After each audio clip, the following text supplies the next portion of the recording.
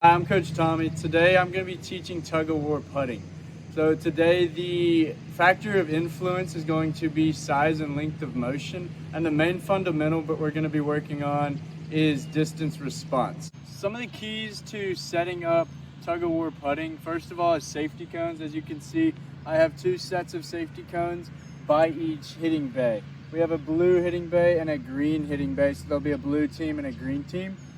They have white balls at a blue station, yellow balls at the green station. So basically just 2 different color balls to differentiate the teams and where they hit each ball.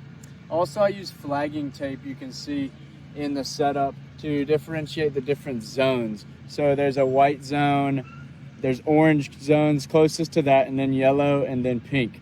And so that helps them differentiate where they're aiming. Also, it's essential in tug-of-war putting to have a hula hoop.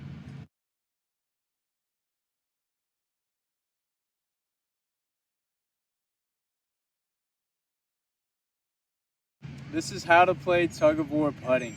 So the goal of tug-of-war putting is to get the hula hoop from the middle zone into the team's furthest zone. So they start off in the middle white zone. If blue lands a ball in the middle zone, it will move into the zone closer to them. Their next goal they are aiming for is the zone the hula hoop is in. So if blue gets it in this zone again, it'll move 1 closer. However, if green makes it in a zone that the hula hoop is in, it is pulled back. So just like real tug-of-war, which at camp we play before we play tug-of-war putting, we have a rope and we play a real game of tug-of-war. We teach them during STEAM camp, for example, pulling and forces and pushing. And so that goes into this game as well. So remember to talk about how they're pulling the hula hoop back and forth, not just fighting over it, but pulling and relate it to tug-of-war. So we're gonna have Coach Ryan and Coach Diana demonstrate. They're both gonna go from their safety zones into their hitting bays. The hula hoop starts in the middle section. They're both gonna line up, get in their A-Y stances, and do a small tick-tock swing into the middle zone.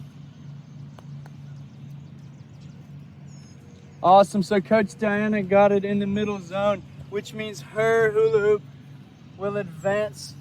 We then clear the board off.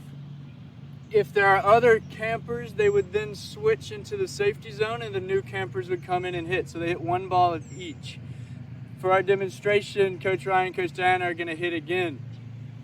So they are now aiming for the yellow and orange zone closer to the green team station. Very good, so Coach Diana got it again, which means it advances. So as you can see, she's pulling it further closer to her team. Once it gets past the final flat piece of flagging tape, that's how you win the game. There are some modifications that we can do for tug-of-war putting, and they're very simple, such as moving the teeing grounds further away from the actual board. That makes it harder. They have to do a larger tick-tock stroke to get the ball into the zones. Also, you can choose where you set up the board. There could be a left to right slope or right to left slope. One side can be uphill, one can be downhill. It just depends on the level of your kids that are playing.